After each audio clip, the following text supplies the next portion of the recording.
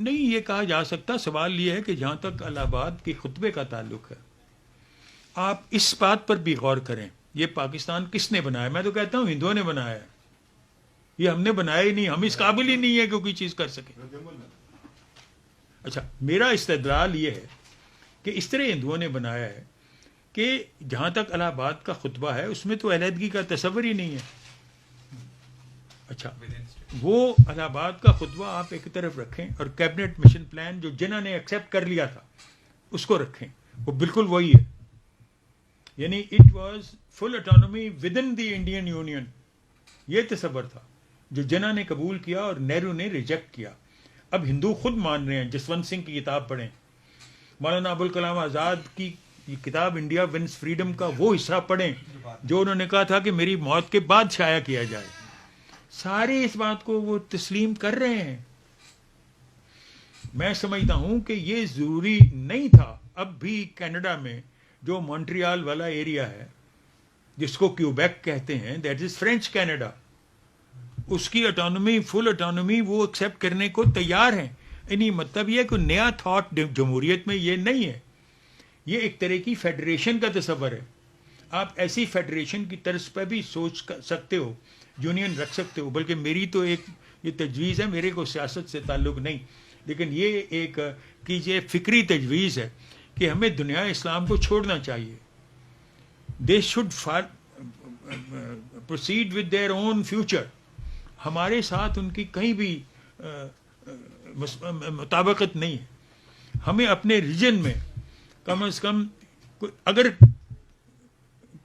India Kashmir کو وہ status دینے کو تیار ہو جائے جو اس وقت نیپال کو ہے یا بھوٹان کو ہے، تو ہم اپنا حصہ اس کشمیر میں شامل کر دیں. لیٹ کشمیر بھی انڈیپینڈنٹ اسٹیٹ، اور وہ انڈیپینڈنس اسی طرح کی ہو جیسے نیپال کو انہوں نے ایکسیپٹ کیا ہے، جیسے بھوٹان کو ایکسیپٹ کیا ہے. پھر Pakistan, India, Sri Lanka and if possible یہ کس کا نام ہے بنگلہ دیش، یہ جمع ہو کے why can't they make a kind of European union. ہم اپنی انڈین یونین، یا کہہ لیں کیا اس کو کہتے ہیں جی، کیا یہ کیا علاقے کہلاتے ہیں؟ نہیں، صاحب کہتے ہیں ان کو، کیا کہتے ہیں؟ سارک یونین کیوں نہیں بنا سکتے؟ اور چائنا اور رشیا اس کو گارنٹی کر دیں. انڈیا کو ویسٹ تیار کر رہا ہے چائنا کے خلاف لڑانے کے لیے تاکہ ان کے بندے مارے جائیں، اور انڈیا سے اب روس کے بھی فاصلے ہوتے جا رہے ہیں اسی بنا پر، کیونکہ یہاں پر امریکہ انویسٹ کر رہا ہے. تمہارے آپ لوگوں کے ساتھ تو انہوں نے اس لیے ساتھ رکھا ہوا ہے تاکہ آپ کی اسٹریٹجک پوزیشن ہے، آپ چائنا کے بہت قریب ہیں. جب چائنا سے کوئی بات چیت کرنی ہوتی ہے تو وہ آپ کو استعمال کر سکتے ہیں، آپ کا رستہ استعمال کر سکتے ہیں. آپ کو اس لیے وہ نوٹس میں لے کے رکھا ہوا ہے. نہیں تو they would have ignored you. They can do that when ever it suits them. لیکن اگر فرض کیجئے یہ یونین وجود میں آ جاتا ہے تو we would not be dependent any more on the West. اور if we would be dependent it will be only in respect of. اب آپ کے ہاں ایچ ایس این کالج میں بھی چائنیز لینگویج سیکھنی نیسسری ہو گئی ہوئی ہے. یہی چیزیں آپ چائنا سے سیکھ سکتے ہو، یہی چیزیں آپ جاپان سے سیکھ سکتے ہو. اور اگر ویسٹ آپ کو نہیں ایکسیپٹ کرتا تو یو کین ڈو دیٹ. مگر I would like to break relations with the West. میں سمجھتا ہوں کہ ہم اپنے تعلق قائم رکھتے ہوئے بھی سیاسی طور پر یہ یونین اپنی اغراض کی خاطر بنا سکتے ہیں. آپ کے خیال میں وہ ایک مثبت قدم ہو. اس میں صرف انڈیا، کیونکہ لارجسٹ اسٹیٹ اس میں انڈیا ہے، اور یہ ان یوزول پوزیشن ہے، وہاں پر اس طرح کی لارجنس نہیں ہے. وہ تقریباً سارے یورپین جو یونین کے ممبرس ہیں وہ سارے ایک کائنڈ آف ریسٹرکٹڈ اسٹیٹس ہیں. یہاں انڈیا بہت بڑا چنک ہے. اگر انڈیا اس میں کشمیر کو اس طرح کی آزادی دینے کو تیار ہو جائے تو پاکستان کو بھی اپنا حصہ ان کو دے دینا چاہیے. Azad Kashmir is more acceptable in this scheme then having insisting on uniting Kashmir to yourself. آپ کے ساتھ مل کے وہ کیا کریں گے؟ آپ کی کیا حالت ہے؟ میں تو اگر کشمیری ہوں اگرچہ ہوں لیکن اگر میں کشمیر کا باسی ہوں تو I wouldn't like to join with Pakistan. I rather like to be independent.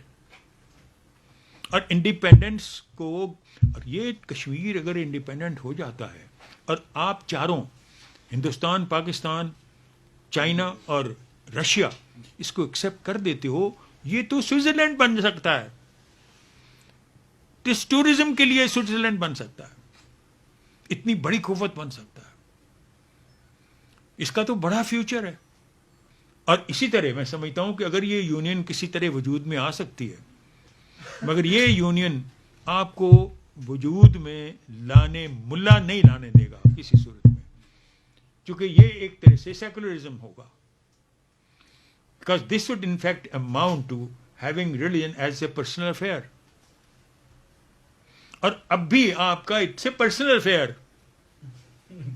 لیکن آپ ایکسیپٹ نہیں اس کو کرتے. یہ سارے جھوٹ جو ہے نا, اس کو اللہ تعالیٰ نے یہی فرمایا ہوا ہے کہ یہ سب کچھ مکر و فریب جو ہے. اس بات کو اور انداز سے پوچھ لیتے ہیں آپ کے ڈاکٹر صاحب, آپ چونکہ عینی شاہد بھی ہیں پاکستان موومنٹ کے, پاکستان کو بنتے ہوئے آپ نے دیکھا, تو کیا ہمیں پاکستان کا مطلب کیا ہے, لا الہ الا اللہ کی بنیاد پہ بنا یا اس کے کوئی اور معاشی محرکات تھے جس کی وجہ سے ہمیں علیحدہ ہونا پڑا ہے؟ نہیں, لا الہ الا اللہ کو تو استعمال آپ نے کیا ہے. اس کے لا اللہ تو یہ تو کشمیر کے جو شاعر ہیں وہ جو جس نے لا الہ پاکستان کا مطلب کیا لا الہ الا اللہ بنایا, یہ کشمیری شاعر ہیں سیال کوٹ کے. میرے دوست تھے بیچارے, اب تو فوت ہو گئے ہیں جاننے والے. تو یہ اس قائد اعظم کا اس سے کوئی تعلق نہیں. یہ بنا تھا as homeland for Muslims. لا الہ کہنے والوں کے لیے یہ ایک علاقہ جو تھا جہاں ان کی اکثریت ہے, یہ تجویز کیا گیا تھا کہ ان کو یہاں پہ اٹانومی دی جائے, فل اٹانومی دی جائے. تو اب اس کے متعلق آپ اس کے پس منظر کے متعلق یہ کہہ سکتے ہو کہ اسلامزم جو اس میں داخل ہوا ہے, that was a kind of reconciling something which is entirely modern and western with a traditional thinking. یہ تصور جو اسلامک نیشنلزم کا ہے, یہ متضاد دو چیزوں کا مرکب ہے. ایک طرف تو نیشنلزم ہے, نیشنلزم ٹوٹلی ویسٹرن, اور جو ویسٹرن نیشنلزم ہے وہ ٹوٹلی سیکولر ہے. It's a unity of human beings on the basis of common language, common territory, common race, یہ ہے. اچھا, اب آپ نے اس کو کامن اسپرچل ایسپریشن ساتھ شامل کر دیا. سو آپ کہتے ہیں کہ بھئی اگر کامن ریس, لینگویج اور ٹیریٹری کی بنیاد پر ہم ایک ہو سکتے ہیں, کہ why not on the basis of common spiritual aspiration.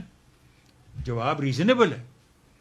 سو آپ نے ایک جدید ویسٹرن کانسیپٹ کو اسلامائز کر دیا ہے, یعنی اس کے ختنے کر دیے ہیں, یعنی نیشنلزم کے ختنے کر کے تو پاکستان بنا لیا.